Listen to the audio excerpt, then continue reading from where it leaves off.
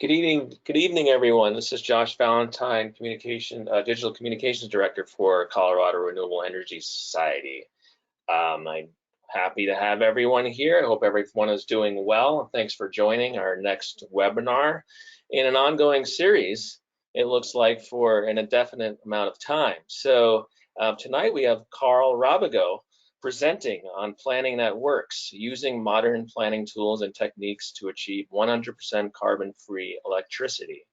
Karl operates an energy consultancy, Rábago Energy LLC, based in Denver.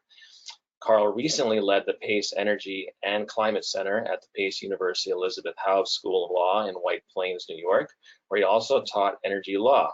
Karl has 30 years of experience in energy and climate policy and markets, and is recognized as an innovator in utility regulatory issues relating to clean and distributed energy services and technologies.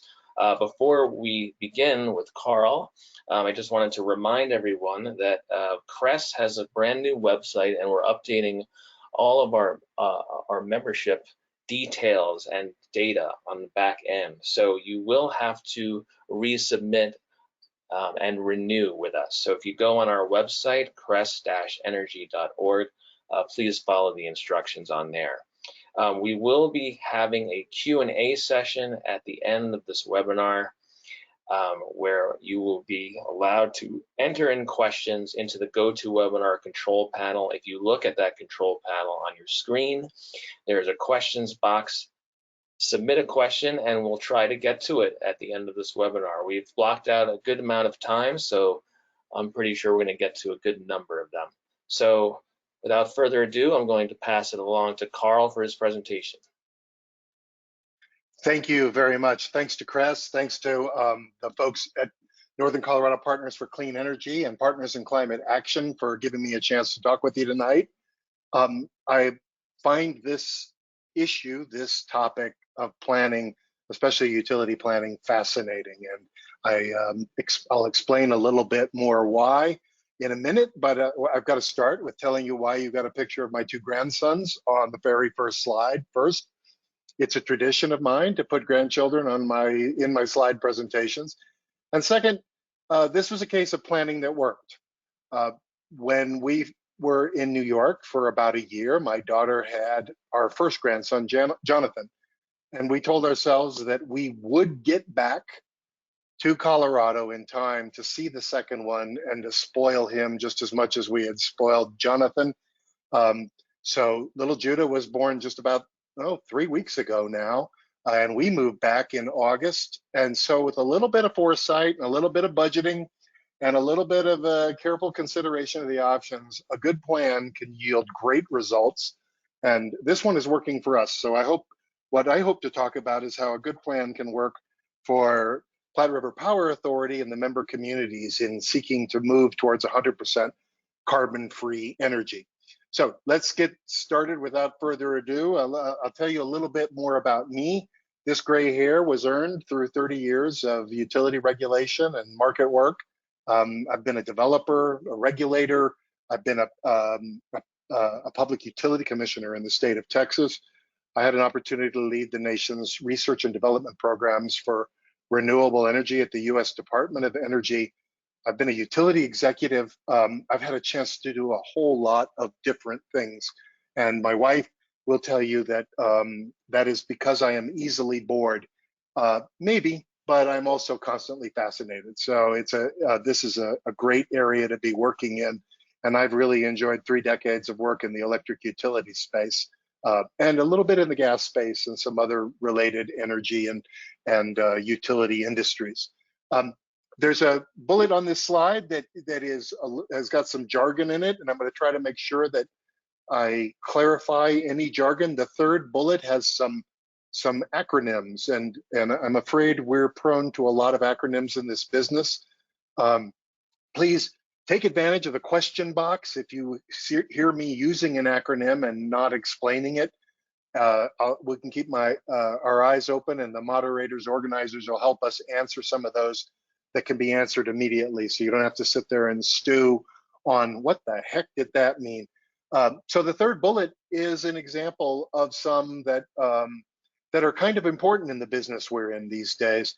New York, for the past 6 years, has been doing a reforming the energy vision process, an effort to transform the electric utility industry to take advantage of an exciting and growing array of distributed energy technologies that have lower cost and better service. Maryland has for 3 years now been running, 4 years now, been running a utility of the future effort. Rhode Island has been doing power sector transformation. In fact, dozens of states, including our state of Colorado, have been embarked on trying to figure out how to transform the utility industry from the old central station, highly polluting, sometimes rather brittle model to something that's closer to home, something we're all getting experience with in the face of this COVID virus. And the upshot from that, and the reason I'm spending time on this, is to remind you that you're not alone. The inclinations of the communities that are part of Platte River Power Authority to figure out how to get the carbon out of your electricity service and to maintain reliability and financial sustainability. I would argue sustainability for people, for the businesses, and of course for all the environmental systems in which we live. Those objectives are common and increasingly common. You'll have great resources to call upon as you move into the details of this, and you will certainly not be planning in isolation. The resource diversity policy of the Platte River Board, or diversification policy of the Platte River Board, anticipates a much more strongly integrated and interconnected Platte River and its member communities, and that is that's the reality everybody is living with. All right, so let's go to the next slide here, and just a little bit of why should you bother listening to me. I've already spoken to some of this, but I do want to highlight a couple of things, if you will, to sort of show you my chops here. So the first and most relevant is that I know public power. I actually, when I was a public utility commissioner, we regulated all our public power utilities. Years later, relatively recently in 2008, I actually got to go be a vice president at Austin Energy, one of the largest and most progressive municipal electric utilities in the country. I was proud to be the vice president of distributed energy services. I was responsible for solar programs. Our goal was to make more solar happen, for energy efficiency, for low income programs. I even had the large industrial clients as part of my portfolio. I was the citywide climate action plan manager. And of course, the Austin Energy was the energy manager for the entire city of Austin, which now has about 1 million people in it, or maybe even more. So I know public power. I've regulated public power. I've been a public power, a co-op member several times in my life, in the times I've moved around. And so I think that helps me understand a little bit. I was actually really good friends with another vice president at Austin Energy who was running our generation business until we lost her when she got recruited to Platte River Power. Jackie Sargent, who's back now leading Austin Energy, did the rotation more formally than I did through positions, and we actually kept in touch, and I learned a lot about Platte River from her as well. I mentioned that I was at the Department of Energy, and this thing that Platte River is going through called an Integrated Resource Plan, or IRP, is something that we actually worked to get into an act of Congress in 1992. And then when I was a Deputy Assistant Secretary, I spent hard-earned taxpayer money to try to advance integrated resource planning throughout the electric utility industry in the United States, and I think with some success. I've also recently done a lot of work as an expert witness in a lot of utility modernization, grid transformation, and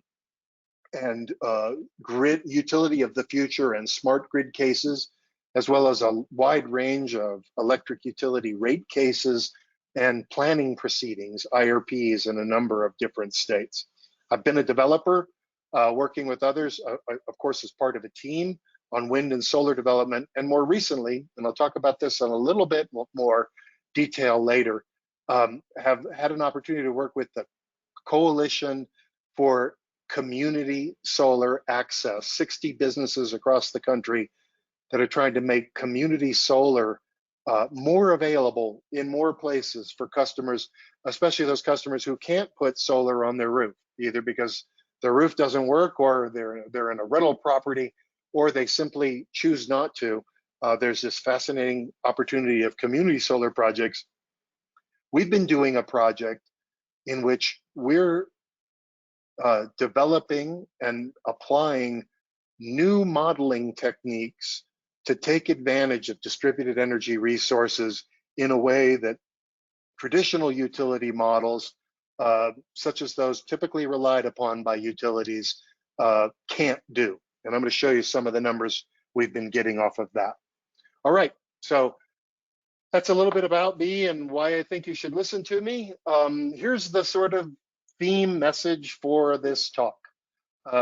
We've been running this electric utility industry in this country in pretty much the same model for about 120 years, ever since a guy named Samuel Insull, who founded the first Consolidated Edison in Chicago that led to Consolidated Edison companies all around the country.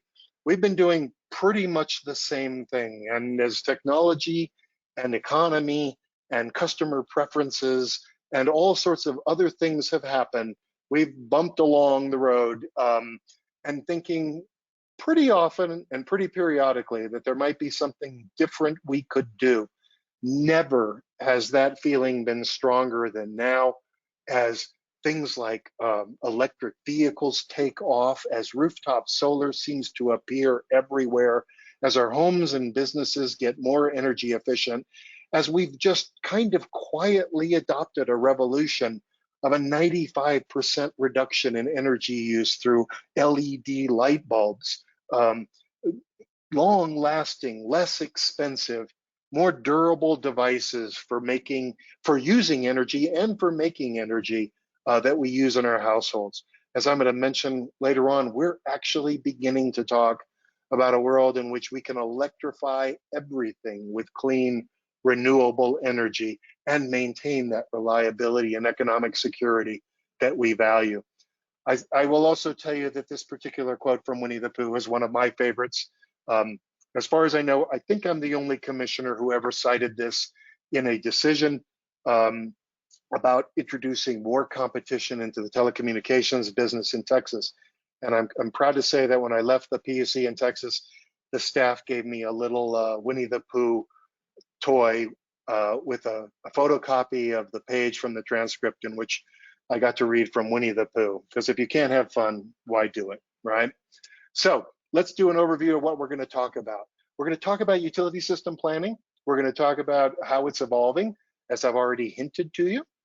We're going to talk about what we've seen in PRPA's IRPs from their listening session and their portfolio sharing so far. We're going to talk about other ways to plan. And we're going to talk about opportunities for improved alignment of PRPA's planning with community and board goals, or a section I'll call habits of highly successful planners. So let's talk about the process. I'll talk some. You can use the chat box to communicate with each other or with everyone. You can use questions to file your questions, like I said, that other people will be looking at. In fact, I see, let's see, I'm the only one that isn't seeing slides. Okay, actually, organizers, give me a chat response. Are you seeing my slides? This one being on webinar process right now, just to make sure. Yes, Carl. Good. Looks good. Thank you. Okay, good. That was worth checking, and I'm glad I did, because it'd be crazy me talking into the void and you not seeing what I'm talking about.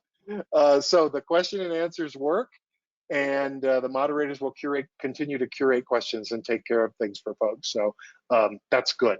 So let me go back to my slides here and we'll keep moving along. Let's talk about utility system planning. And I'll talk from a very high level. The first thing and the most important thing I got to tell you, from having done utility planning processes to writing rules, regulations, and statutes about utility planning, to reviewing utility plans from across the country and over a wide expanse of time, is that it's hard work. It's complicated. It's impossible to get right because reality tends to interfere with all of our predictions. There's probably a Yogi Berra quote in here somewhere that says, planning is hard, especially for the future. We have to have a huge amount of respect for those who are tasked with the job, are those who are tasked with reviewing and implementing plans, and additionally and importantly, with those who take their time, like you are tonight, to sit down and learn about it, think about it, and to participate in it in all the ways that you can. What do utility planners have to do? Well, planners are managers. Utility folks manage the utility on behalf of the shareholders, in your case, the communities that make up the Platte River Power Authority and invest their hard-earned money through rates and other investment, the use of your capital, your borrowing power. The utility's first priority then is to translate the policy given to them by policymakers into planning priorities. So the first thing you should ask when you look at what PRPA or any other utility says it's doing is, are they doing what the policymakers said they should be doing? Second, does the planning actually engage these people? There's a term I love, cybernetic feedback, meaning that there are feedback loops, and good planners build feedback loops and stepwise processes with feedback checks all along the process to make sure they don't deviate. Planning has a tendency to become an echo chamber. You'll sit around in a room. I remember doing this with the executive team at Austin Energy. You sit around and you've got your consultants there and they tell you what they think is possible and which way you ought to go, and you want to get this thing done. And if you don't open the door in that room and check in with people every now and then, pretty soon you start getting focused on, let's just get this thing done, or let's get this thing done in the way that causes us the least amount of pain. And in that regard, you might be missing some of that original, those original objectives. So third, and now we're getting into some of the details, you have to forecast the future. It's a guess, it's better than a crystal ball, but it shouldn't just be an extrapolation using the formula for the curve of the historical line. You have to look out at what's going on in your community that you serve as a utility and make a reasonable estimate about where this is going. I noticed somebody put a quick question in here about what's my relationship with PRPA? I don't have one. I was brought into this project by the folks from Northern Colorado and the Partners in Climate Action, and asked to look at what PRPA is doing. So I know of them and I've read a lot about them, but I don't have a business relationship. Back to my list of bullets. The fourth one is you have to look at the options. So in a simple sense, on the one hand, you've got what do we need? On the other hand, you've got how can we meet the need? And a plan tries to match those up. Importantly, the plan also increasingly should be integrated, meaning instead of just coming up with a perfect match, what you're trying to do is actually integrate your solutions. And that's especially, again, fifth bullet, with an internalization of the policy targets of the policy leaders. To do that, we use models. Been a lot of talk about models around COVID. They are indispensable. They are the only thing we have for putting together scenarios and stories about the future. You have to do them. They differ in their structure. They differ in how they operate. No one model is perfect by definition. So it's often good to avail yourself not only of a healthy critical attitude toward the complicated models that you work with, but also to look at simple versions that other people might offer that could give you additional insights and the chance to check your work against things like alternative plans, the next bullet, or modifications of your initial plans, stochastic and sensitivity analyses. That means throwing random variables at the model within range, of course, and seeing how it performs, if it does anything weird, or if generally the results are consistent with what common sense and expert judgment will tell you. And then finally, you have to do this modeling thing for everyone, because when you're a utility, you are always calling on someone else to pay the tab. It shows up in rates. It shows up in the impact on the credit rating of the communities that are invested, and even the credit rating of the authority itself. So stakeholder and policymaker interaction with the results of the planning process is just as important, not just at the end, but at the start, as I said before. Okay, so like I said, it's hard and there's a lot to do. Hopefully we can get to some of the core concepts about how it works a little later. So what's the IRP process? Well, the US Department of Energy gives us this chart, which says you start with your forecast, as I said, you go through scenario identification, you insert your cost assumptions. There's a lot of mischief done in cost assumptions. And there's a lot of well-intentioned behavior as well. And sometimes the lines cross because it very much is, as you've all heard about computers, garbage in, garbage out. If you presume stupid numbers, you will get stupid results. But if you presume brilliant numbers or a range of numbers, you will get brilliant results or a range of results that you can then use in your analyses. You then stick all that in the model. Like I said, you come up with costs, because costs is what utilities ultimately run on. And like I said, somebody's got to pay the bill. You do that stochastic modeling where you throw those random variables at the model, see how it changes. Then you do risk adjusted portfolio costs, meaning you actually say, well, what if the cost of gas is much higher? What if the cost of solar keeps falling and falls faster? What if we have a climate emergency and a climate carbon tax is passed in Congress?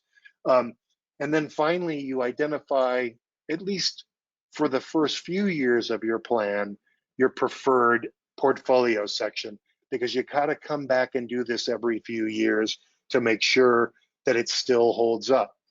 That's the textbook version. I'm sure it was designed by an engineer, but all you engineers out there, thank you for your good work. But it's pretty linear and it's not exactly reality. Reality says that in each stage of this process, every time you get a run, you get an output, you get a report, somebody's going to look at it and say, I need to go back a few steps.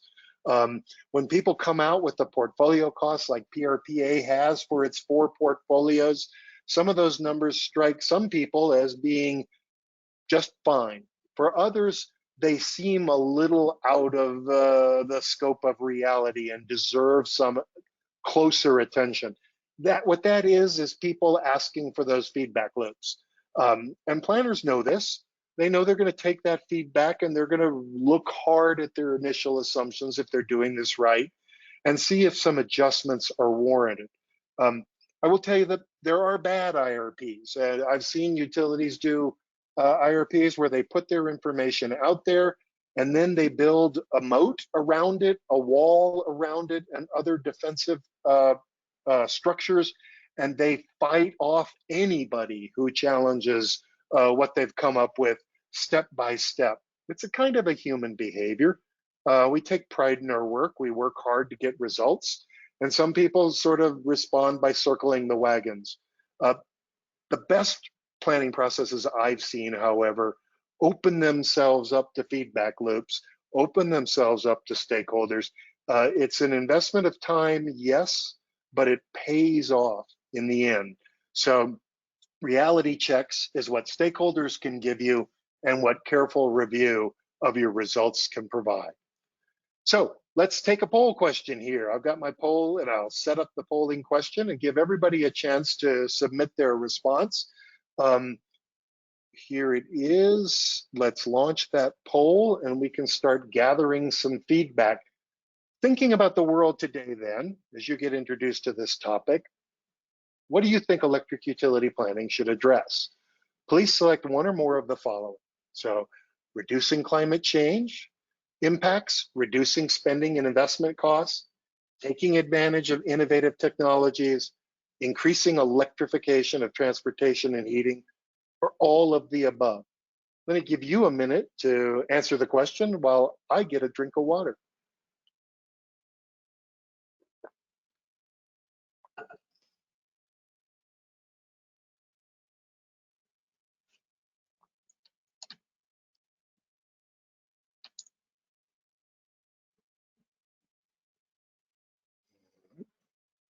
Oh, I see the numbers coming in. All right, this is exciting. I've never done this polling thing before. Big shout to Cress and to Kirsten at Cress for saying you ought to try this and that it won't be hard, and she was right. So this is kind of fun. I'm going to watch and see if the numbers settle down a little bit here. We've been going for 1 minute and 15. I'm going to give it another 30 seconds for you to voice your opinion, and then we'll move to the next step. Okay, 15 seconds.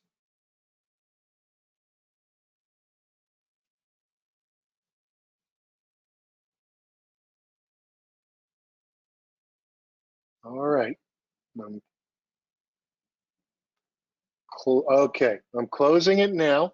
And I'm back.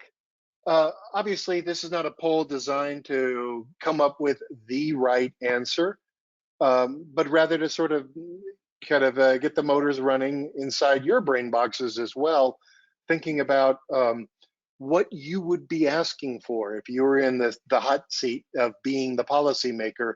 Because in fact, if you're a customer of PRPA, one of the communities, live in one of the communities, you are in the hot seat.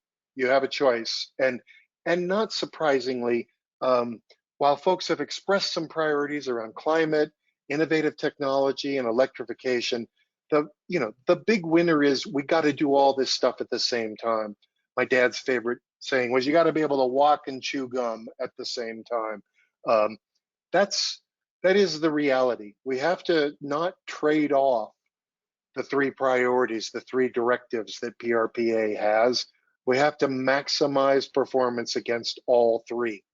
And that's what we do on our kitchen tables with our household budgets. That's what we have to do with our electric utility service as well. All right. So in the field of planning, however, nothing is static. As I said, over the past 120 years or so, the industry has changed dramatically in a lot of places, except maybe Alabama, but that's a whole nother discussion. What has changed is really what's driving the need for better planning. The first is carbon. I am amazed. I've been thinking about carbon. When I was a public utility commissioner in 1993, sorry, it was a long time ago, 34-year-old guy just out of the Army, I heard about this thing called the Framework Convention on Climate Change and the Rio Conference. And I hand-signed a letter to every utility executive and public power general manager in the state of Texas. I said, I heard about this climate change thing. It seems to me this will impact rates and electric service. What are you doing about it? It was a lot of fun. Some of the utilities said, well, if the weather gets hotter, we'll sell more electricity. So we'll prepare to build more power plants.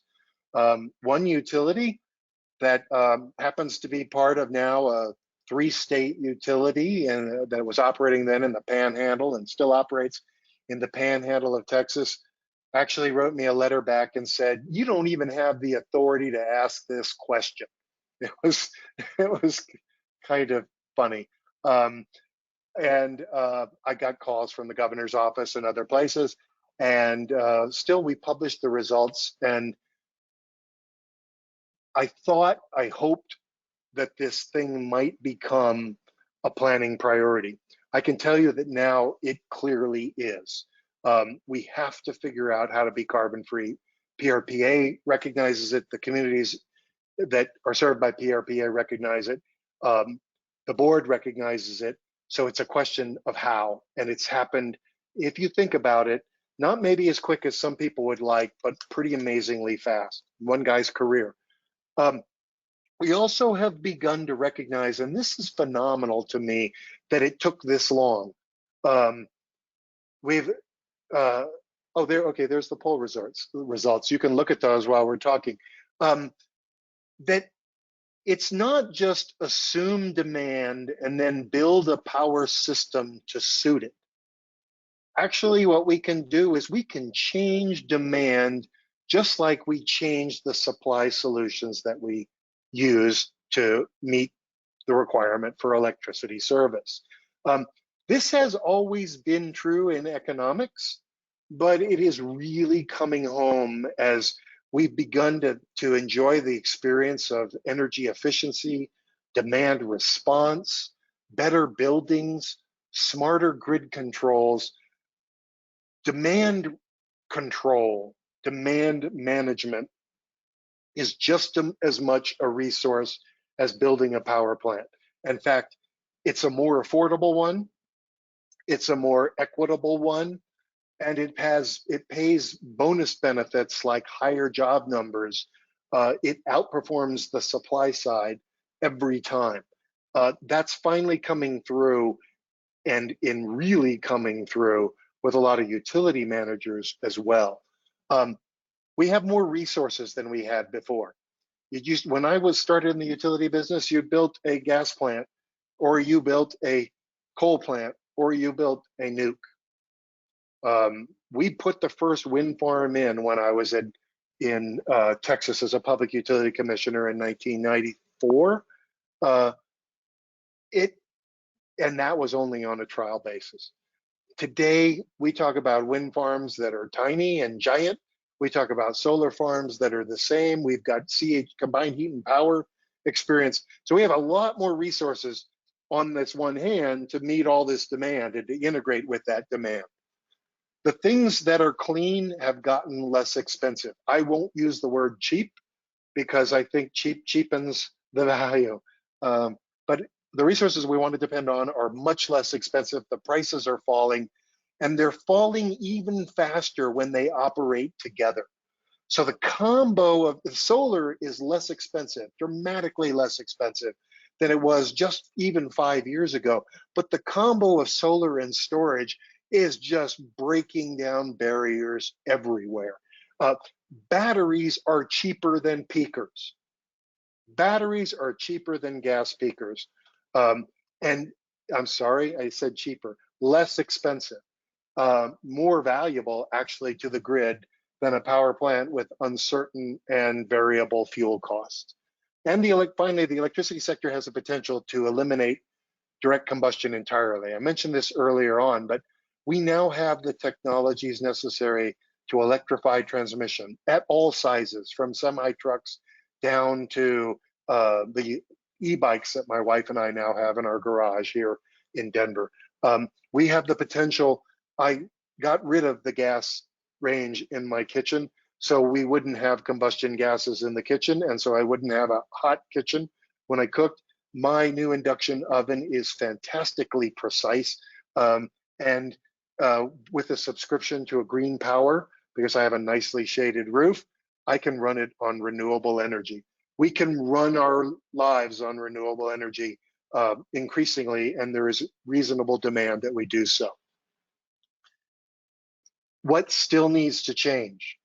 We still are doing most of our planning with old models that were developed for a very different kind of utility industry, mostly focused around large central station and bringing resources in large chunks. The common models, Aurora, GEIS, ProSim, Strategists. These are brand names of models that are sold to utilities. Most can't handle renewable energy in sizes less than 50 megawatts. That's thousands of homes worth of electricity. We're talking 50 megawatts is the equivalent of 50,000 kilowatts, and most homes can run with 5 to 10 kilowatts at the most. So the model is not designed and not capable of operating at the level of the resolution that the solutions are coming. In addition, the models run on the idea of this bus bar resources dispatchability. These are the resources that utility managers like because you can control them. They're easier to manage than solar, which only works when the sun shines, and wind, that works when the wind blows. And so these turn them on when you want them resources get a winning spot in traditional models. In addition, those models were not built with the idea of the infrastructure needed to serve them in mind. Here's a key point I experienced. When I was a public utility commissioner, we had to vote in the Comanche Peak nuclear power plant, a couple thousand megawatts of generation in Glen Rose, Texas. One of the last, if not the last, nuclear power plant to come online. Maybe there's been one or two since. It came online 20 years after it was originally approved, 17 times the cost originally proposed, and we didn't even have the transmission to connect it to all the places it was going to serve. The transmission, the power plant ended up costing about $12.5 billion. Talk about a rate hike. The transmission to serve it cost another $3.5 billion, and it wasn't even approved until over a year later. That's the way we used to do it. We used to build the power plants, and then we do transmission as an afterthought. But transmission has gotten very expensive, and it takes longer to build transmission than it does solar or wind farms. So now we have to have models that integrate transmission planning when we decide on the generation and check against the cost of transmission before we choose a resource. Most of the models don't do that. They assume whatever, they figure out whatever power plant is going to come out of the model, and then they add on the transmission. They also do it with demand side management and often with distributed generation as well. So they're not truly integrated. They just use assumptions. And a lot of those assumptions are black box assumptions. They're bought from services, they're treated as confidential, they're not shared with stakeholders or anybody else, sometimes even if you're willing to sign a non-disclosure agreement. And they are finally unfriendly to big data because they have to do a lot of calculations. Computers have moved beyond that. We have models now that can handle big data, and that's kind of important for a renewable energy future. More on that in a minute. Most of our planning doesn't integrate our resource options. It doesn't do that. It just does that. It tries to match resources to that forecast of demand. It doesn't do the small scale. It doesn't include stakeholders. And most planning is still heavily tilted towards a predetermined outcomes. But that can change. Okay, let me take a break for any questions that folks might have, just to check in and see if there's any questions on that section before we move on. So let me see, I'll do some scanning, and maybe my organizers can also, let's see, QuickTops are the way to go, yes. Sure, Carl. If you wanted to answer any now, you can feel free. If not, then we've got plenty of time for the Q&A. Okay. Yeah. You know, let me see. There is a point here, and by the way, I am. I love this kind of comment / question. It says, you know, somebody said to have Brent Nelson said, to say that batteries are cheaper than peakers is incomplete. They have different durations and play different roles in reliability. Absolutely, that's an excellent point. It's part of the complication that planners have to deal with. It is true that on a levelized cost of energy basis, increasingly lithium-ion batteries are less expensive than gas peakers. It has to do with the fact that you spend money on a gas peaker and you run it only for a few hundred hours, so you have to spread its costs over very few hours, and that batteries are similarly expensive, and you try to make your money off of a few hours, but batteries can only be cycled so many times and for so long. As my grandson found out today, playing with one of my battery-powered little handheld devices, when the battery ran out, we had to go plug it back in. So you do have to look at all these parameters.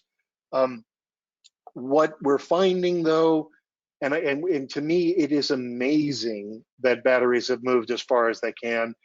And the hard thing for planners is figuring out where they're going, because the prices are continuing to fall while the prices of gas peakers are continuing to go up. More importantly, one of the things that's happening on our grid generally across the country is, while peak demand, the highest use during any particular time segment, the day, the month, the year, is getting higher among a lot of utilities, the tools for reducing peak are increasing, and the peaks are getting skinnier, meaning that they are lending themselves to being addressed by technologies like batteries better than by gas peakers in many, many utility service territories and many parts of utility service territories.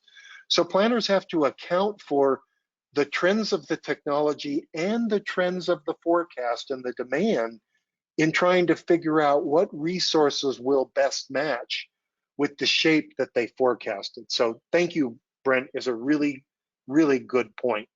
Somebody mentioned that EVs have the ability to made VEED grid. So I just read a tweet today. Somebody dismantled the Tesla Model 3 and found out that every single one of them is already pre-wired for the electricity to flow from the car back to the grid. Now, it raises a question of whether the charging stations or the EVSE, the electric vehicle servicing equipment, is also capable of accepting electricity flowing from the car.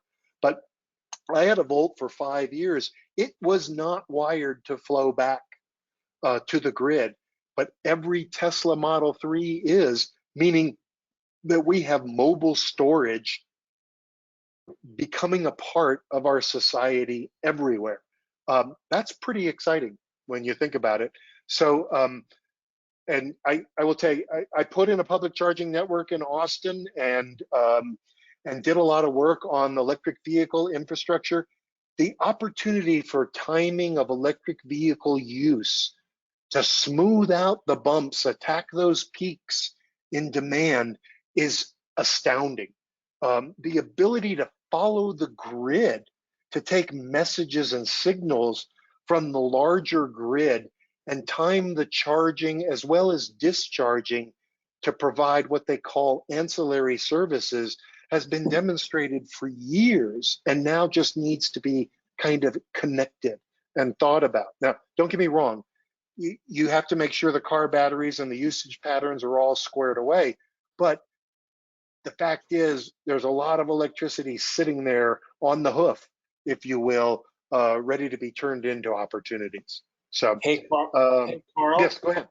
Yes. Josh here. Sorry about that. I had No, a Josh. technical issue, so I had to close my screen. So I can go through some of these questions and ask them if you'd like, and ease up some of that responsibility on your ends. That be okay? Yeah, sure. Anything that stands out, and then we'll move on to the next section. Yeah, sure. There is one. Is there a utility that is currently setting a national standard for the best practice in resource planning that you know of? Yeah, that's a good one. There is a utility out there if you sort of took Frankenstein-like pieces and parts from all over the place. So there are some places that are doing a really good job of energy efficiency, for example. Austin Energy does a really good job of that. They've got a strong program, they've got strong goals, They take it right off the top and integrate the solutions into their planning and ask how they can push the levers a little bit further. They also integrate a lot of technologies. They've invested in district heating and, like I said, the electric vehicles and energy efficiency. The Con Ed in New York has done a phenomenal job of integrating energy efficiency planning into their DSIPs, their distribution system implementation plans.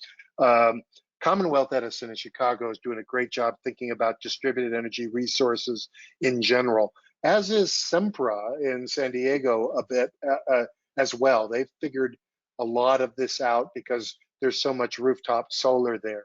So right now, the superstar doesn't immediately come to mind, but there are pieces everywhere. Oh my goodness, I almost forgot. As a state, Minnesota is also doing some fantastic planning. It started several years ago, but it's really taking root now. And it's integrating the work of Xcel in Minnesota, but also Minnesota Power and other utilities working together. All right, thank you so much. You can proceed. Okay, so let's get back to this thing. Let's talk about what we've seen in the PRPA IRP so far. And please understand, with this and with the whole thing, I started with huge respect for the task in front of these people. I want to point out some of the things, though, that opportunities, if you will, for improvement to make things better. So far, we know they're doing it because WAPA requires it. It's also just generally what utilities and power providers should do. So they will cover the years 21 through 25 with a action plan, and then roll it out to 2040 in the IRP. That's a little issue of concern right at the very start. 20 years is not a long time for a plan, especially since resources like things like natural gas power plants can last 60 years, right? 40 to 60 years.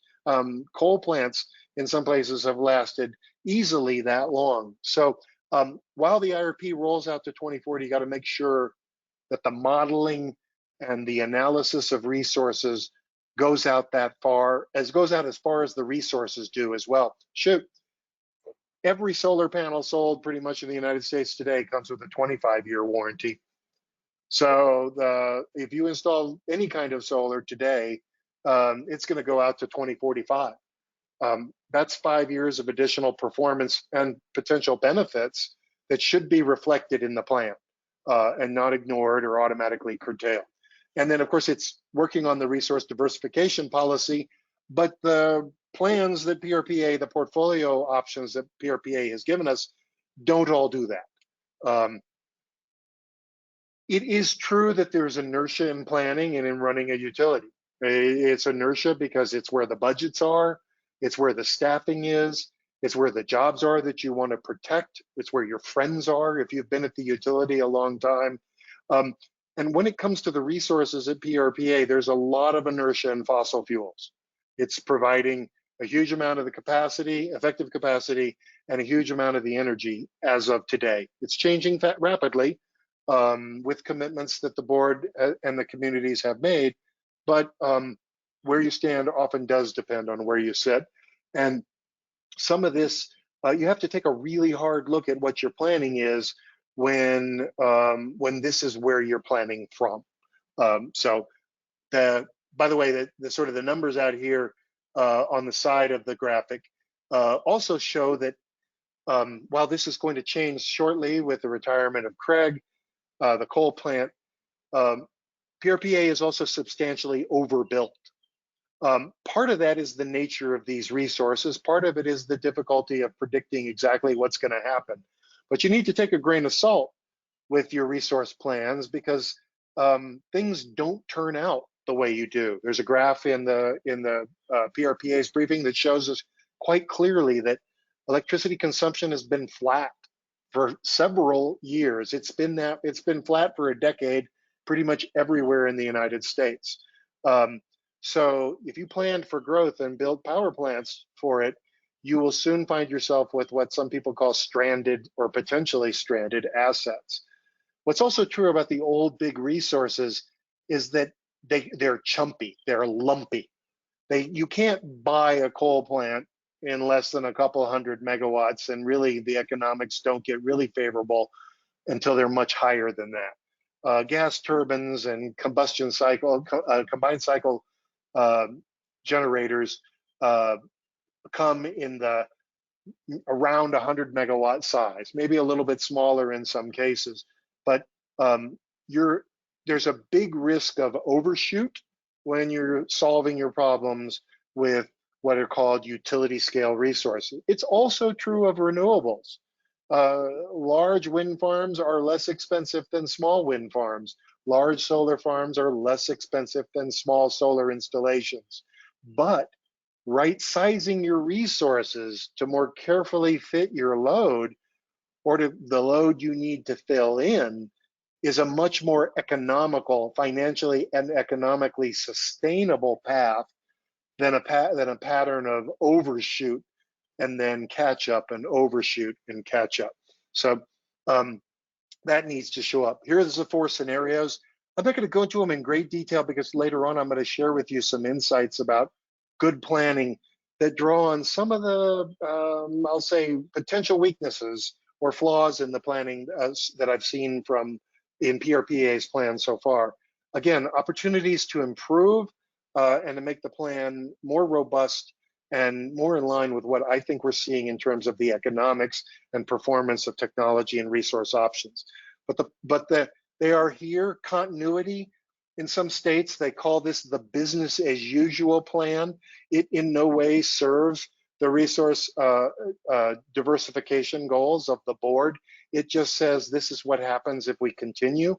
There's nothing inherently wrong with that, but it is business as usual. In its continuity, not necessarily in a good use of the term. It's continuity like saying, how's your marriage? Oh, it's sustainable, it's continuous. Well, sometimes we want a little more. And in fact, the board has already said that, with the conditions that it imposed. Zero coal pushes rawhide. Craig retires and rawhide has to close by the start of 2030, the end of 29, and then uses and maintains a large amount of gas to add in and adds in renewables. It achieves about a 90% carbon reduction by the 2030 timeframe. Not quite the goal. The zero carbon closes those gas plants down and goes all the way to 100%, and then fills in with an awful lot of storage. There's storage in the P2 scenario as well. The thing about the zero carbon idea is that, and portfolio is of course that it's kind of extreme. It's, in a sense, it's there is this thing in technology planning or resource planning or in business planning called an S curve. It basically shows you when you first start out, you spend a lot of money, but you don't get a lot of benefit. Then you reach this inflection point at the hockey stick and things start taking off and the business is really humming, and then things start petering out. Somewhere around 95, maybe 96%, maybe around that point, everybody across the country planning for zero carbon is finding that the costs start increasing dramatically. So if you choose 100% carbon free by a date as soon as 2030, it is ambitious, but it is likely to get you the very highest cost you can possibly get. And it is potentially unrealistic because all it can really do is project today's technologies onto that future in 2030. And it ignores, because we simply don't know what we don't know, as the unknown unknowns, as Donald Rumsfeld would have said, of technology improvements and usage changes. So in planning for something out in 2030, it's best to keep some options open. And I'm a little concerned that the zero carbon plan is extreme because it doesn't. It doesn't foreclose. It doesn't keep those options open. It decides based on today. And for all we know, we could be in the Stone Age in energy technology compared to what will be available really just 10 years from now. The P4 uses the term integrated utilities. I'm not sure I understand the term, but it keeps rawhide open, kicks the closure of rawhide out by an additional, I think, 6 years or maybe more. I don't have the data right in front of me. And then it adds in more renewables and storage. Two things you need to watch for, and this will come up later, but as well. But the term least cost, that one needs definition anytime it's used. Is it the least short-term cost? Is it the least long-term cost? Is it the least life cycle cost? Is it the least cost in terms of wholesale rates? Or is it the least cost in terms of impacts to society? What is the least cost term? And businesses and utilities typically have an internal definition of least cost, but it becomes especially important in planning when you're considering all these options to make sure that you're absolutely clear with everybody, that everybody understands when you say you're continuing to meet demand with least cost resources, for example, what exactly do you mean? What exactly do you mean? Okay, so let me get into some of the details. PRPA is starting to share has started to share some really interesting studies, but they're a little myopic. You'll see that as I go through some of the specific ones. They have an economic impact study they commissioned some folks at the university to do, but their analysis was, what if wholesale rates go up? What impact does that have on society? Well, that's like, what if the cost of hamburger goes up? What if the cost of gasoline goes up? What if the cost of ice cream goes up?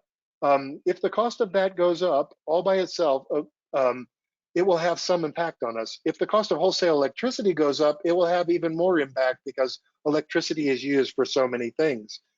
But let's put some things in perspective. First of all, even a doubling of wholesale prices, according to the study, says that it would only have a 1% negative impact. And there was no analysis of the benefits of clean, renewable energy, increased distributed energy resources, and energy efficiency. Excuse me.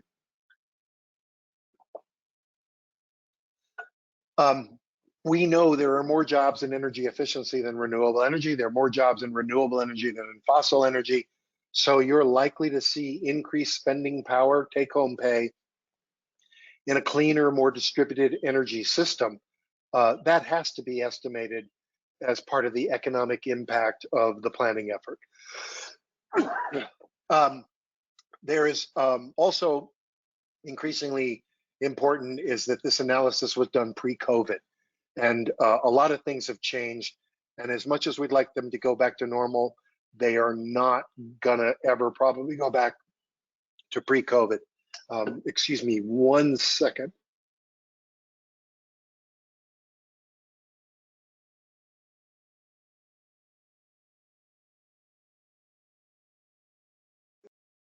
That's what I get for talking. I'm gonna try to keep it down to a low rumble. So we better start paying attention to that, and it'll be worth doing an update. A lot of utilities are based on how COVID is impacting things. One data point I saw recently from an investment firm, work at home went from 4% to 50% in the space of 1 month because of COVID.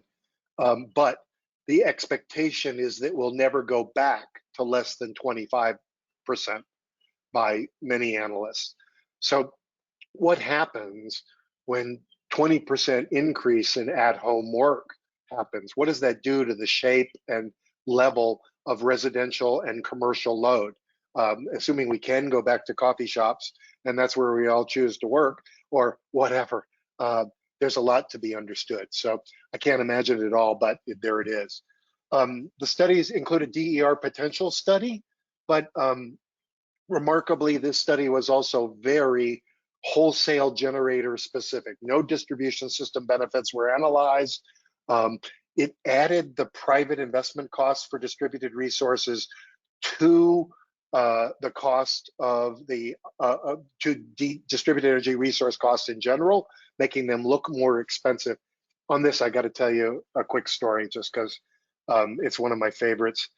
Many years ago, when I first came to Denver, I was working for CH2M Hill down in almost the tech center. They're not in their new building now, but back when they were over by Orchard. And I remember riding to work one day, listening to somebody do an interview on the radio about their solar. Somebody in Ken Carroll Ranch had installed solar on their rooftop, and they had spent an ungodly amount of money. I mean, I think it was like $100,000 for the solar system on their rooftop. This was many years ago.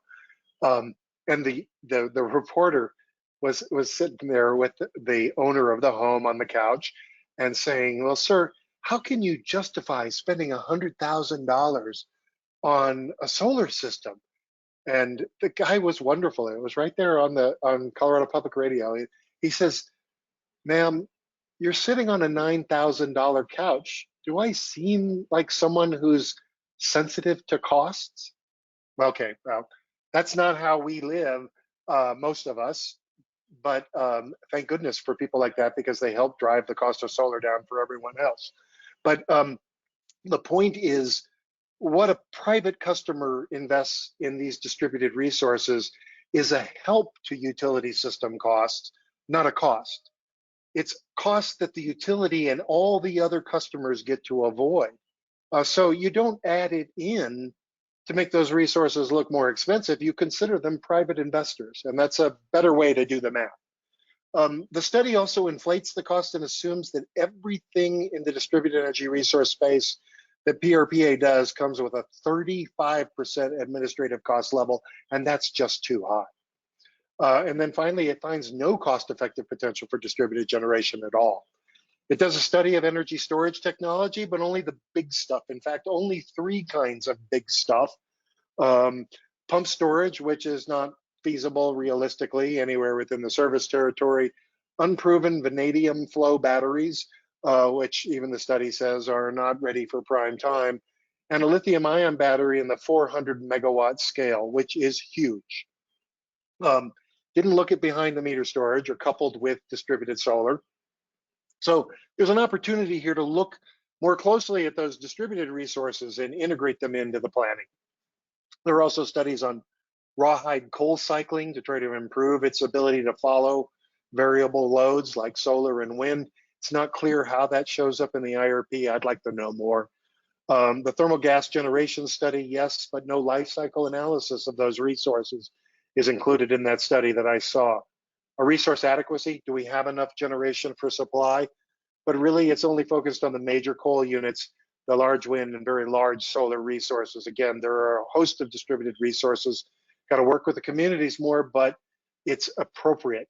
And in this regard, I've said it a bunch of times, I want to hammer it home, right?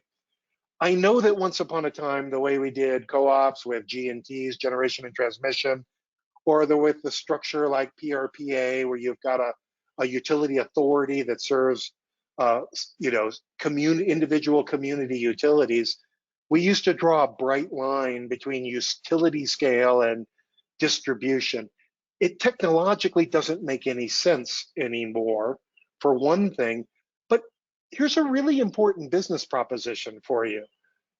If PRPA doesn't start thinking about how it can do a lot more in the distributed and distribution space in partner with its member communities, then it is a business in liquidation, right?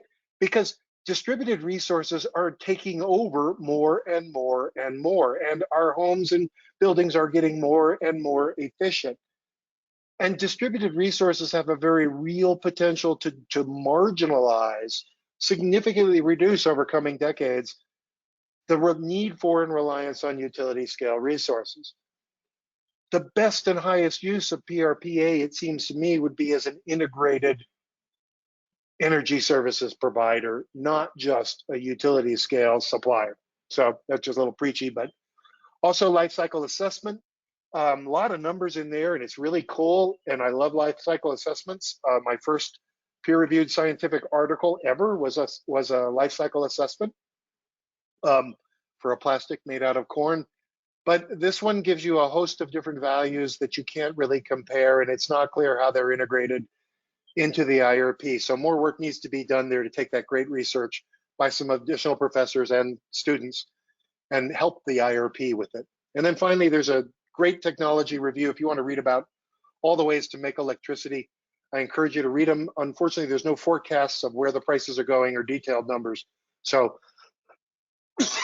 let's have a pause and I can drink some more water. I want to queue up a second polling question real quick here and ask you whether you personally feel that the amounts and types of information that PRPA has provided about its planning processes so far has been just right, way too much, not enough, not the right kind, or not explained well, or that you have no opinion, or that you just need to learn more. So let me cue this one up. We'll launch the poll. It seems to be starting now. Let's take a minute and 45 seconds. I'll get some water and you can answer the question.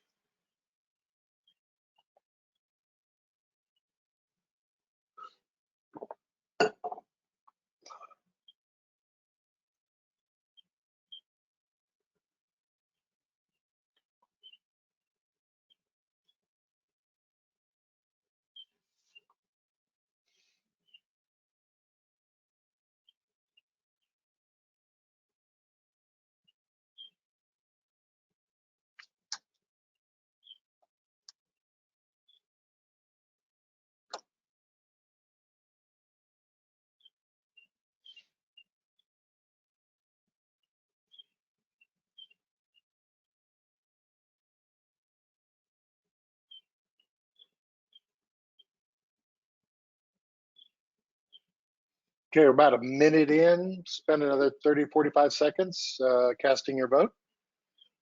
I'm also finding a couple of great questions here.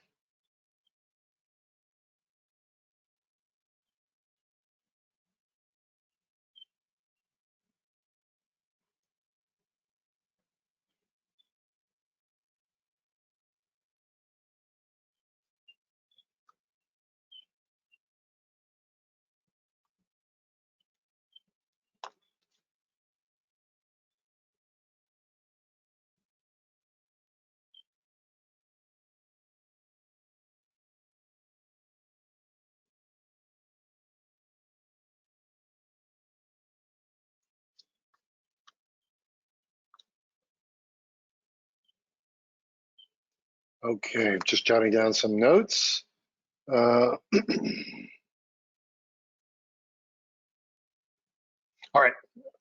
right, folks, wrap it up here, and I'm going to close the poll. Let's see what people have said. Okay, this audience, which is not a random sample, of course, has some pretty definite opinions. First of all, they're not sure they have the right enough of information, not the right kind of information, or feel like it hasn't been explained well to them, but they're not leaving the game. 34% of people still want to learn more, whether maybe they want to learn more and they don't have one of those other opinions. So you have the right attitude. This is a learning process and a continuing learning process at that. It evolves just like the technologies evolve and like the policy framework evolves. So I also would say there's a bit of a lesson here to the board of PRPA and the municipal utilities that there's always an opportunity to improve communication. It's one of the hardest things about this business. All right, let's dive in for a couple of questions. While you were answering the poll, I looked at a couple of them. Somebody said, well, how do you sort through all this? How do you get everybody in the room together and address these issues? Are there good processes? Yes, there are. There are improvements on the processes. You can structure this process very formally. You know, I am the utility. There's a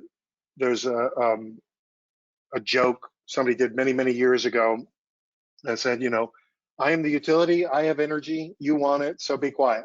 You know, that utilities don't do that. PRPA isn't doing that. The question is whether or not there have meaningful opportunities for engagement.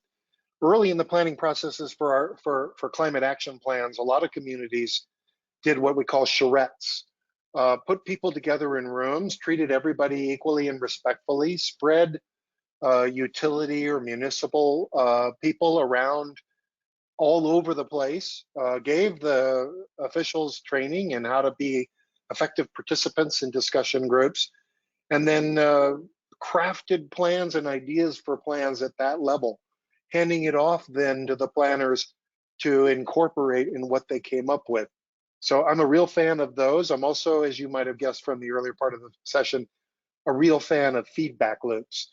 Ask, listen, show how you incorporated the feedback. Those things help, and do it a lot. Take your time, do it right. Most of these decisions have some lead time on them. The utility has done, PRPA has done a great job making sure you have enough electricity. The lights are not going to go out tomorrow. The cities are doing their job as well. So take the time to do the planning and get people engaged, and watch out for the blind spots. The second thing somebody asked about is, or a comment is, don't forget opportunity costs. My God, that is so important. Thank you, Alan. Opportunity costs is an economic concept. It means that if you decide to spend money on one thing, that money won't be available to spend on something else. Nuclear power is my favorite example of opportunity costs. For 16 cents a kilowatt hour, you can get nuclear power that will then cost you only a penny per kilowatt hour. But for 16 cents, 16 cents, you can buy 16 units of energy efficiency. That's the opportunity cost of spending 16 cents on nuclear power. And you can just take those numbers and turn them into anything you want to, billions, tens of billions. No, it's just the billions right now. So you have to not just ask what you're getting for your money, but what you're not getting, what you've cut yourself off from getting. This is also the problem. There's one of the plan scenarios from PRPA that worries me a little bit, is that they're proposing what's called a RICE unit, which is a nice term for a reciprocating piston engine, a reciprocating internal combustion engine that would be run on fossil fuels, probably natural gas. That plant is proposed out in the late 20s, 2029, I believe it is. There's no reason to commit your planning to a unit like that right now. You're going to have lots of opportunities to get that peaking power in 2029. You could put in a generic placeholder that you need some peaking capacity, but deciding on that kind of technology basically blocks out a lot of other things that you might be willing to look at.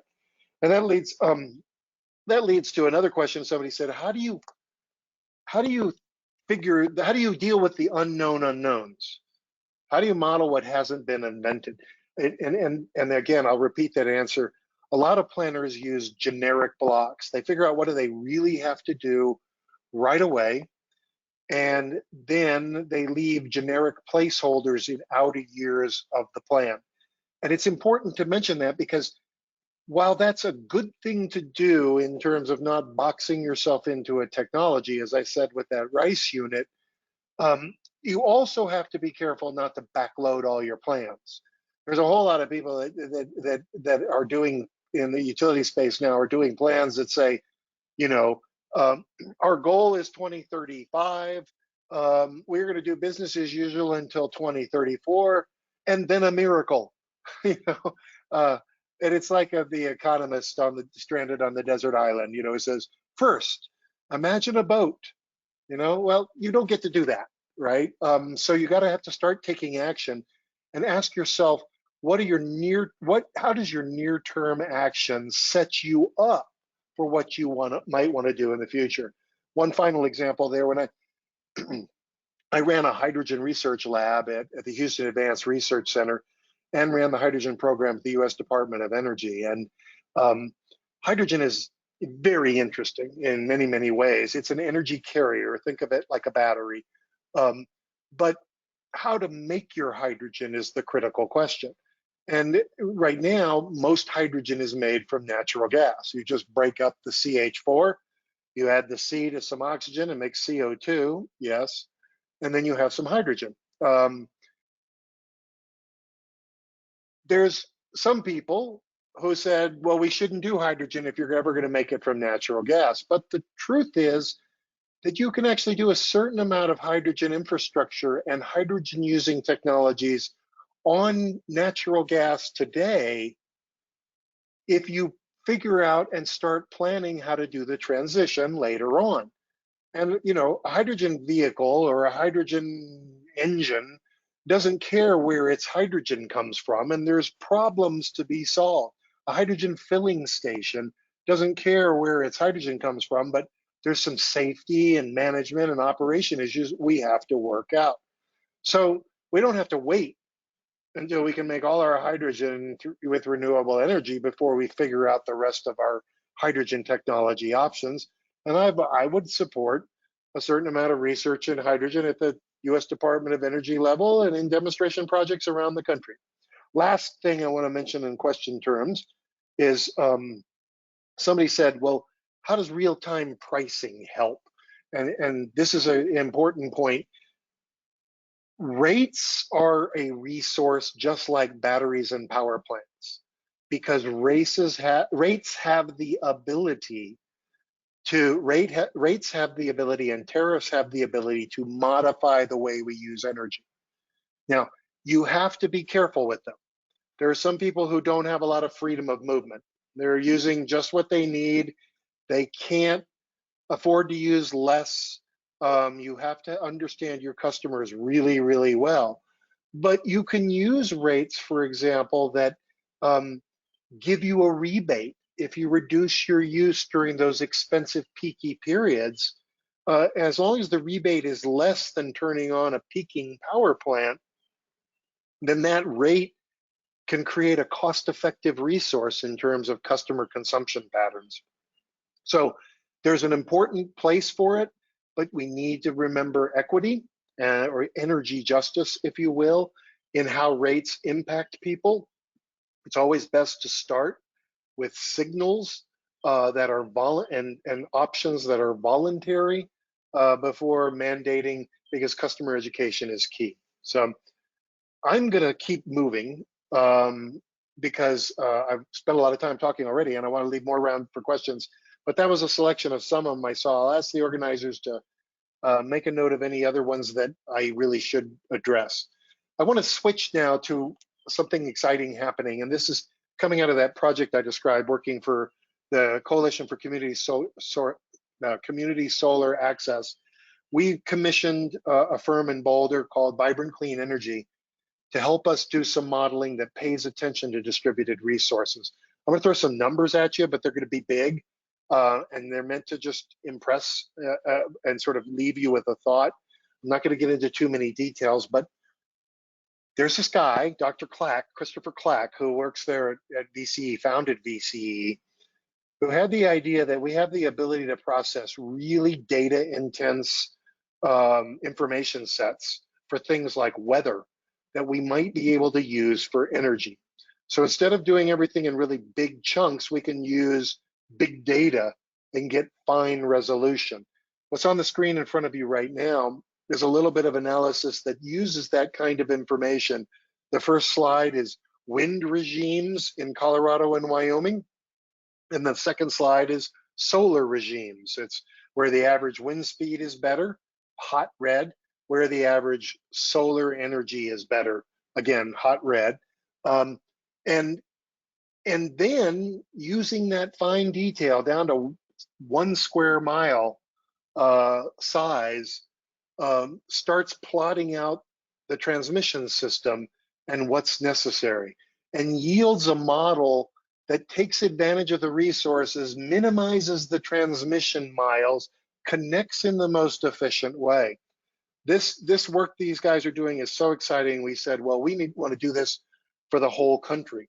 So we commissioned these studies, and we asked them to look at DER, by the way, and the cool kids say DERs. I want to make sure I leave this slide in the deck with you. I've already kind of described it, but it's all the distributed energy resources, and it's a growing list. And it includes, thanks to the person with that question, again, it includes things like load shaping rates and tariffs as well. So that'll be a reference for you when you get a copy of the slides. Traditional models, as I've described, work on the left hand of the screen here and basically do all the utility scale resources and assume they all intersect with the transmission grid somewhere. Then somebody buys them. This is kind of a PRPA-centric, if you will, view that ignores, of course, the fact that they're already doing help on things like DSM programs. but they generally don't model distribution scale. The work we're doing with VCE, Vibrant Clean Energy, says there's a better way. In fact, the reality is that electricity flows both ways across the 69 kilovolt or the distribution intersection point, that electricity flows back and forth within the distribution system, that the operations of these various resources impact each other and cause feedback loops. And that if we actually look at all those interactions, again, in a model built for big data, we can truly optimize the resources that we deploy to meet the forecasted demand. So you not only just add both of these circles and add the flows, but also think about how these circles interact with other circles and are affected by other circles. How does what Excel is doing impact what PRPA is doing? We already know it happens at a big level. When Excel says we're not buying electricity from that coal plant anymore, then suddenly that coal plant may not have an economic customer to sell the power to, and it changes the economics of the plant, for example. So the feedback loops are at the small scale and at the big scale. Here's what we learned when we modeled the country and asked, what do we get for the continental United States if we truly optimize distributed energy resources? Here's some of those big numbers. If you optimize the distributed energy resources out to the year 2050, the country could save $372 billion every year on electricity. It rises every year leading up to that and reaches that level in 2050. If the world warms faster than we think, and it already is, you could save even more, another $8 billion, because distributed energy resources respond to climate change better than utility scale resources. They don't have as much thermal energy to reject like a coal plant or a gas plant has to, for example. If you pursue a 95% reduction in carbon for the entire United States out to 2050, you save even more, $417 billion. And that savings means that it not only pays for all the distributed energy resources and all the carbon reduction, and by the way, it models the cost of retiring the power plants that you have to retire.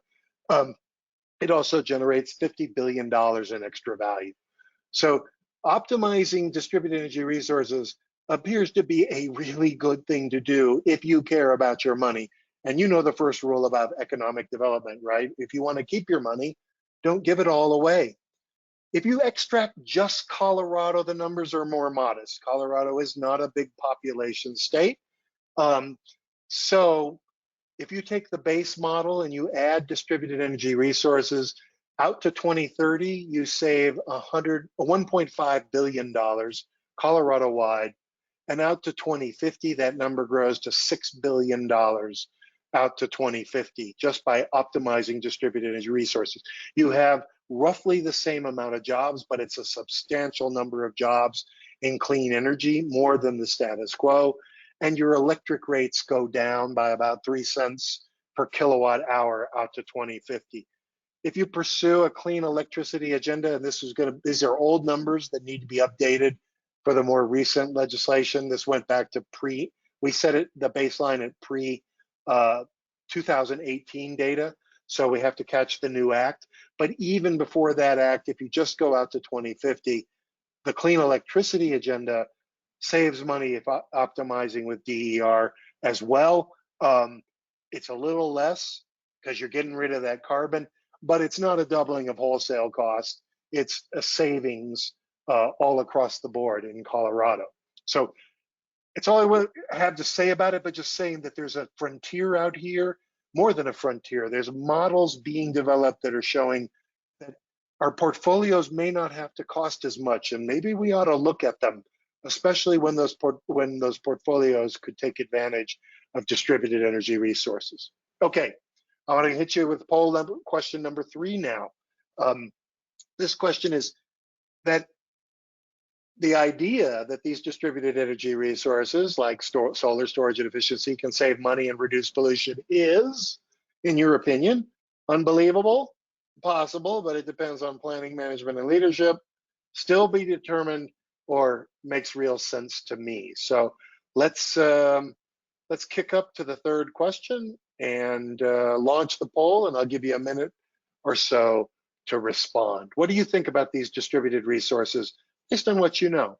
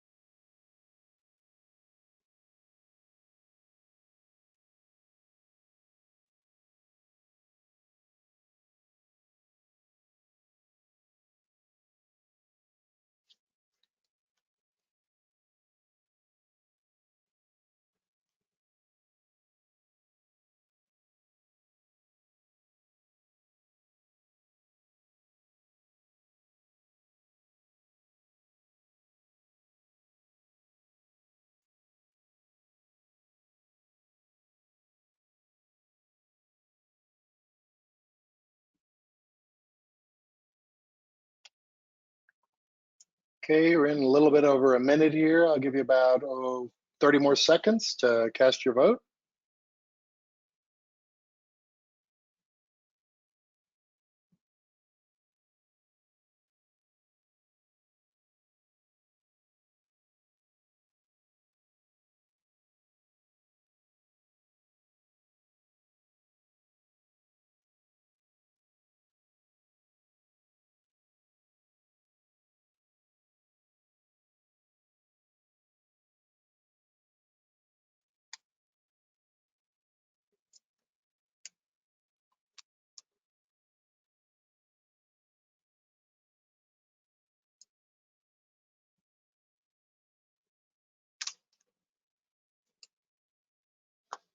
All right, I'm going to call a halt to the poll here. I'll hit close poll, share the results so you can see them on the screen.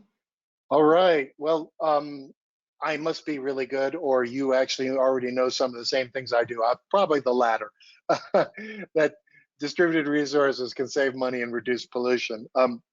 It's the way nature works. It's the way ecosystems work. It's the way communities work. Um, it's right-sizing resources does make sense. We actually wrote a book when I was at Rocky Mountain Institute called Small is Profitable, in which we cataloged 207 distinct benefits of distributed resources. I'm proud to say the book won the Economist magazine's Book of the Year award the year we published it, back in 2002. I will also tell you that the opportunity to work with and download Amory Lovins's brain is something not to be passed up on if you ever have the chance. So it's also true that execution matters. Is a saying in venture capital that it's not enough to build a better mousetrap. You actually have to really, really, really want to kill mice. So planning, management, and leadership are critical to taking advantage of the technologies that you have in front of you in the distributed space today. So let's get into some questions. Once again, I did a little quick review while we were on the break and looked at a few things, and I will save some for a little bit later. But somebody asked about combined cycle gas generation. Combined cycle plants are plants that instead of just spinning the turbine, what they do is that they take the waste heat at the back end and they run that through another turbine. And so you can move from a technical efficiency limit of about 36% from just burning stuff, what coal plants run on. And you can double it by getting the heat off the back end. And in some cases, actually, with things like combined heat and power, there are people talking about getting into the 80% factor by recovering every bit of that waste heat and turning it into useful energy. So they're very attractive. They tend to want to run a long time, so they make a lot of kilowatt hours. They make a lot of energy. And they were, for a long period of time, the winner in this country on making cheap, low-priced energy. What's happened, however, is that in recent years, wind and solar are really giving them a hard time. An increasing number of combined cycle natural gas plants are uneconomic because they can't compete with power plants powered by wind and solar that have no fuel cost at all. Also, you take a big risk when you build a gas plant that could last 40, 50, 60 years. You're betting on the fuel cost every one of those years. And natural gas fuel prices have been some of the most volatile fuel prices in the energy economy. So they're facing some hard times these days and are likely to face more hard times in the future. Somebody also asked about a couple of comments about stranded costs I mentioned. Stranded costs is what happens when you have money spent. In a house, we sometimes call it a money pit. You know, that you just can't spend enough money to make it worth staying in that house. And so it's actually the point at which you have to walk away.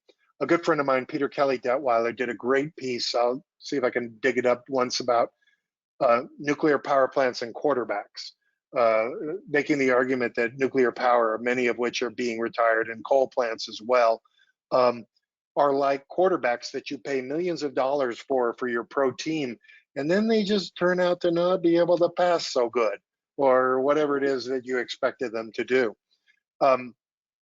When you have to let that quarterback go, it is important to understand that yes, you have that money you have to deal with, but you don't deduct the stranded cost of the old asset from the potential salary or the cost of the new one.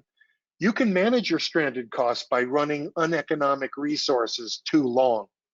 There are power utilities in the Midwest that are trying to run uneconomic power coal plants longer than they should and are sticking customers with the costs. But they're spending more, customers are spending more than they should be, and they're having to suffer the pollution. Utility-owned distributed resources. That's an interesting question, and it all depends on what you want your utility to do for you. I'm a fan of a blend. I think the utility should act as a host for private distributed resources. It's good cost discipline. Even PRPA should figure out how to enable host and make it easier for private dollars to come flowing in. But I also think there's opportunities for PRPA and the municipalities to do their own distributed resources, as they already have been doing in other places, in particular in order to ensure energy justice. So we focused, for example, when I was at City of Austin, in putting city-owned solar systems on rec centers, libraries, public schools, geographically distributed throughout the city, and covering those places where the private sector wasn't stepping up. And I thought that was a good blend. And then finally, somebody asked about, well, can we just capture the carbon? And there's various ways that technologies that are out there. None of them are cost effective, and as of yet. And so they're dubious. They might get better in the future. I like research on them. The federal government is doing research on that stuff in some states. I like the research because it tells us what the cost, one of the costs of the carbon dioxide is. But so far, they're not penciling out as resources. All right, I've been talking a lot, so I'm going to keep moving here. I want to talk about these habits, and then we'll get to the final question and answer period. The good news is that I've covered a lot of this stuff throughout this talk, so I can go pretty quickly through some of these things. I will hone in on a couple of points. And this is based on my experience and a little bit of reflection on what I've seen from PRPA so far. The first thing that the really best planning utilities do is they open data rooms. They just make a place on the internet. We did this in Austin. They still have a virtual data room for everything that's going on with the utility, with lots of data that you can get updated every year. So an open data room where people can poke around and see what the numbers mean. That's a really good part of a planning process too. If you have to use sensitive data, it's not common, but if you do, you should be able to allow some stakeholders to get involved with that data by executing non-disclosure agreements. You also need to be really transparent about the model. Unfortunately, a lot of these really expensive utility models cost many tens of thousands of dollars to gain a license to, and the data and the assumptions inside of them are confidential. Now, don't get me wrong, I don't know any modelers except for people doing spreadsheet models. And by the way, there's some really good citizen leading groups doing those. But for the really big models, they charge license fees and they keep their algorithms proprietary, the formulas. But they at least let you see all the assumptions. When we did our planning at Austin, we distributed and published all the assumptions data. Not only that, we also went to our stakeholders and said, hey, if you don't like our portfolios, you propose some. And we gave 3 portfolios each to our stakeholder groups and said, come back with any scenario you want. We'll run it through the model for you. Just stick with the assumptions so that we can do apples to apples comparisons. There's no reason why scenarios development has to be a wholly owned enterprise of the modeler or the utility. And that's a really, really good way to build public confidence in what you're doing as well. And then finally, it's really important for the utility to be appreciative of the fact that a lot of these stakeholders, I know when you're a utility guy, they can sometimes seem like a nuisance and they make you spend more time, but they're absolutely critical to building support for the policies and the plans. And I said that intentionally, for the policies that the policymakers are doing and for the plans that the utility develops. Letting stakeholders, treating them respectfully, and letting them be a big part of the process is a great way to get results that everybody's already pre-bought into. So big stuff. All right, what else? Well, as to the data, you need well-documented and reputable cost estimates. You can't say, hey, we use data from XYZ source and we modified it without telling me what their data was, letting me know who they are to know whether or not they might have any bias, and then how you modified them. So the data has to be transparent, even if the formulas are not. I mentioned the resource chunk size. This wisdom model we're working with works down at like the 5 kilowatt scale. Aurora, 50 megawatts, Aegeus, 100 megawatts, thousands of times more. You can't model distributed resources in chunks that big, as I already said. I already told you, price estimates and calibration of price data must be transparent. You got to be careful how you show your numbers. One of the things, and this is a PRPA thing, there's one place where they used a graph where they just showed nominal numbers. And nominal numbers stretching out 20 years look very different than real numbers, because real numbers are adjusted for discount rates or inflation. And the best way to compare numbers is to use real numbers, with consistent discount rates or inflation rates for all the resources you're considering. I know you can make costs look like they're rising if you don't use real numbers and include inflation. But the truth is that even modest increases in costs over time mean essentially the price is staying flat when you account for inflation. And you got to be fair about how you use that. Already mentioned the term lease cost. There's a lot of places where mischief can hide. Lease cost, reliability, resilience, dispatchability, etc. And then finally, again with stakeholders, when people ask a question, give a direct, honest, and complete answer. Those of us who have raised teenagers know what a partial or an avoiding answer is, and we've perfected the ability to know when we're getting bamboozled. It works the same way with the utilities. When you're modeling, as I already explained with the diagrams, you got to do the feedback loops. You got to let the results inform modifications to your assumptions, or else you're just hardening your opinion and you're missing the point.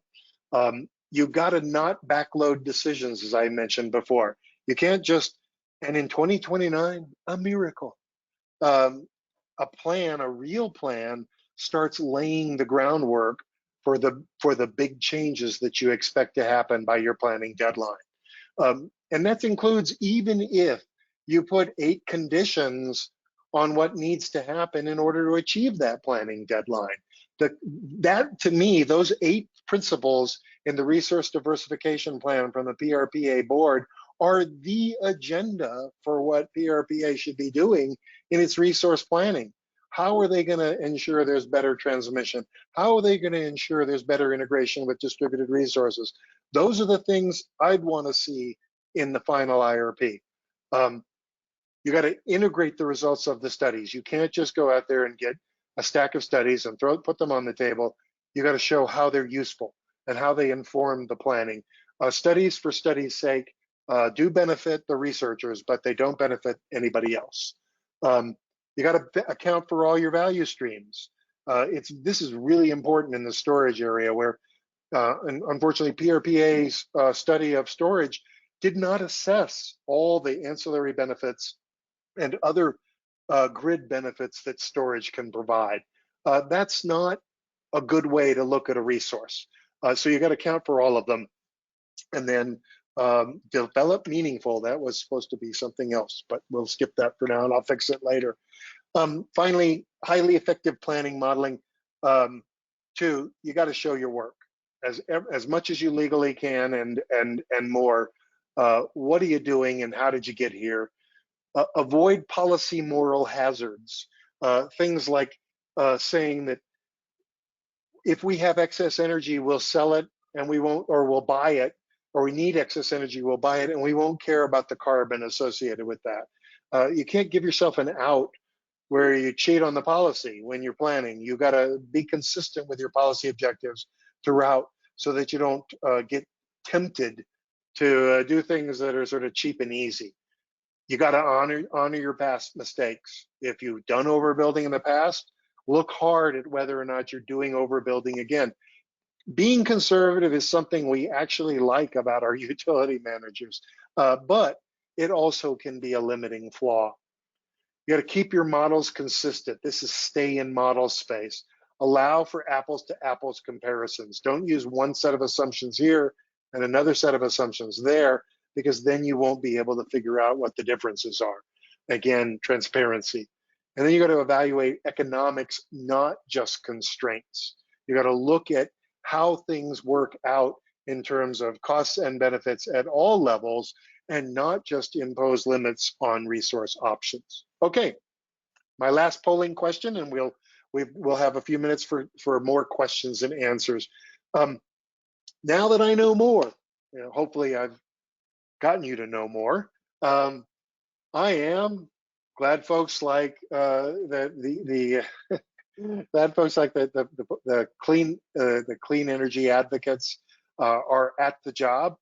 NHP, 4CE, and PICA are on the job here. I'm seeking more information, and I'm going to have. I want a chance to speak my mind, and I'm thankful for all the hard work that everybody, the boards, the city leaderships, PRPA, and the stakeholders are doing, and all of the above. So last poll question, tell me how you're feeling right now, and then we'll start reviewing some of these questions that you've been submitting and figure out what you've got to say.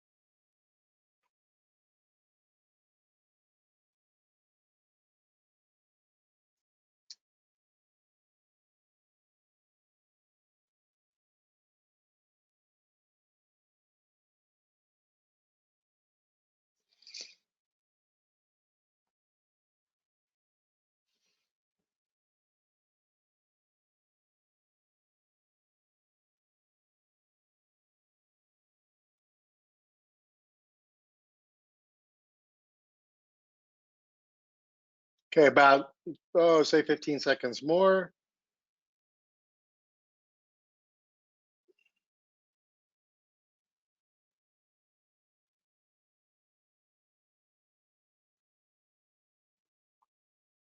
All righty, let's wrap this up. I think we kind of know where you folks are coming here. I feel really good. Thank you. That you you're agreeing with all of these things, that you at least right now are motivated to stay involved, um, to express your opinions about these things as you see more and understand more. You should challenge your elected officials and your hired officials at the utilities and at PRPA with your questions, because first of all, I, I think they really enjoy talking about what they're doing. They're really glad to have you interested. They will feel better knowing what your opinion is. Even harder, I'm afraid, it's also going to be incumbent on you to think about how you're going to engage others. You're a self-selected audience. You care about this stuff. You already had some interest, or you wouldn't have spent this time with this exercise and with these webinars. For every one of you, there are many more who aren't paying attention, but for whom it matters as well. Some people don't have the time, and they're counting on you as opinion leaders and involved and engaged citizens. We do that in a lot of aspects. That puts a big responsibility on you. But there's also an opportunity to just converse with people.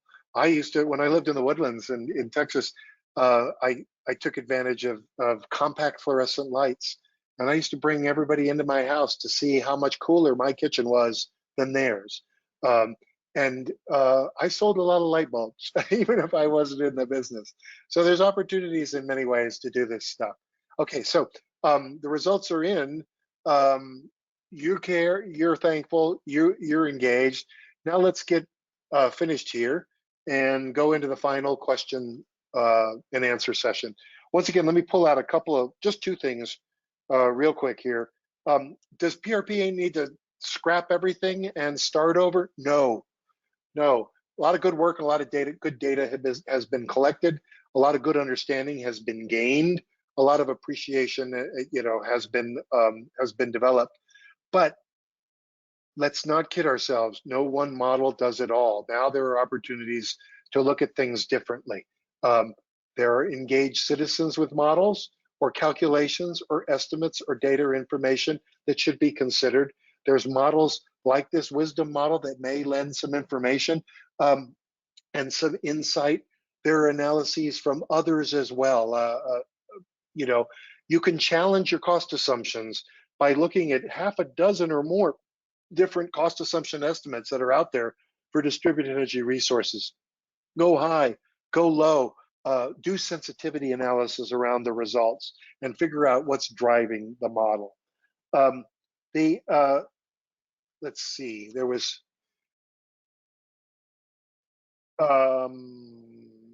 actually, I'll stop there and see if my organizers have, because I may have skipped over some others. Guys, any additional questions that you think I ought to be bringing out or addressing? Yeah, Carl, there's one in particular that I don't think you addressed, but you just addressed a good one. How about this one? An attendee asks, I understand that the goal is to achieve 100% carbon-free energy by 2030, but would achieving 90 to 95% reduction by 2025 be better in the short term? Yeah, and the answer is yes. First of all, there is technological serendipity. There's just good things can happen. And if 100 is stopping you because it gives you some, obscenely high or unacceptable cost, then, and 95 gives you something that looks a lot more workable, yes, pursue 95. And it's not as big and then a miracle assumption to assume you get to the last 5%. Every clean energy initiative I've seen in the last 30 years I've been paying attention to this has overperformed expectations. Again, it's because we're using a foundation of a very and appropriately conservative industry mindset. So the odds favor serendipity, or what seems like serendipity. The odds favor improving learning curves, as we learned with computers. Remember the fundamentals here. Distributed energy resources are driven by economies of manufacturing scale. Unlike central station power plants, the more we make of them, of these distributed resources, the less expensive they get, the more features they develop, the more solutions they can address. So it is always reasonable to leave yourself a little wiggle room. It also preserves optionality. You may want to make a slightly different, take a different direction, and preserving 5% and closing that gap in the next IRP, or shifting that, shifting the resources in the next IRP or the IRP after that, will give you a chance to stay up with technology and with your knowledge. So yes, I'm a big fan of that idea, especially since I understand the breaking point is down around that 95%, where the S curve starts doing its inflection. All right, thank you. Ronald Larson, who has a long history with CRESS, is stating, I want to push harder on the excess atmospheric carbon topic. What price increment is acceptable to get carbon out of the atmosphere? I don't know. I don't know. What price is acceptable? What price increment is acceptable? Here's where I'd start. I don't have the answer, but here's where I'd start if I was doing the analysis. There was this fantastically wonderful man named Frank Ackerman who died just recently, a year or so, within the last year maybe. He was, I guess, what you'd call an ecological economist or something. He advocated understanding climate economics with 4 very easy principles, very understandable and accessible principles. I used to include these in my presentations. It was called Climate Economics in 4 Easy Pieces, and you can look it up. What probably Dr. Ackerman said was, the first thing is, don't use the weighted average cost of capital or excessively discount the future. The joke side of that is that on a discounted cash flow basis, the world is not worth saving because the future is worth less than today. But when it comes to my grandkids and your grandkids, or and their kids and whatever, using too big a discount rate is a good way to say they're not worth much to you. So look at these things like the social cost of carbon and technologies that reduce carbon emissions, and don't apply the 5% weighted average cost of capital, which essentially zeroes out that resource in 35 years or less. So that's number one. Number two is understand the value of insurance.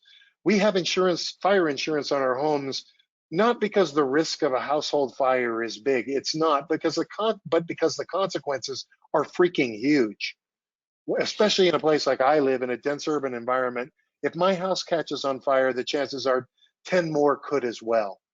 So we require insurance. Think of climate investments as having an insurance policy. Third, while we are really good at applying numbers to lots of things, the resources upon which all our wealth and welfare are ultimately derived are immeasurable in value. They're called natural capital. Breathable air, fertile soil, swimmable, fishable waters, drinkable waters. These are infinite in value, so don't overdo it on the cost effectiveness evaluation. And then finally, understand that everything costs something. I think the original rule of ecology was there's no such thing as a free lunch, but not all costs are the same. I can give you a scenario for emergency rooms and breathing units for kids with asthma from urban air pollution, or I can give you a scenario for pollution control, for getting electricity into school buses instead of diesel fuel. I can make those numbers roughly equal, but that does not mean they are the same. some costs are better than other costs, even in a world in which everything has cost. So that's my philosophical starting response to that question. Here's one I think people would like to know the answer to. Are you going to be involved in the PRPA IRP? I don't know. I'm glad to be working with these groups, in the communities on doing this work and to have more conversations as we can do them in this crazy COVID world. We're hoping to talk with more of the policy leaders and hopefully even eventually with PRPA themselves. That schedule is to be determined, and the level of involvement is to be determined as well. Great. I think we should end on there. All right. Well, let me end by saying thanks Sure. for being patient with me. Thanks for being interested in this. We'll share these slides, and I do just consider it such an honor to share this evening with you. Great. Thank you, Karl, and thank you for your excellent presentation. You went through so much information. It was all very valuable. We'll all very much appreciate it, and thanks to the co-organizers and everyone who attended. Like I stated in the beginning, we will be sending out a link to the recording of this webinar, and we'll have slides available as well. And will we be able to make these slides available, Karl, via download? Absolutely. Excellent. Absolutely. Yes. I'm going to check for a couple of little errors I spotted to make sure there's a clean version. But yes, they will be available. It's pretty big. So we'll figure out the best way to make it downloadable. Great. And I just wanted to point another thing out for those still on the line. If you could go to CRES's website, crest-energy.org, and re-up your membership information. And thanks to all of our partners involved in this webinar. We will be sending out information on some future webinars that should be interesting to you. And everyone have a safe and pleasant evening. Thank you again, Karl. Thank you. All right, good night. Good night.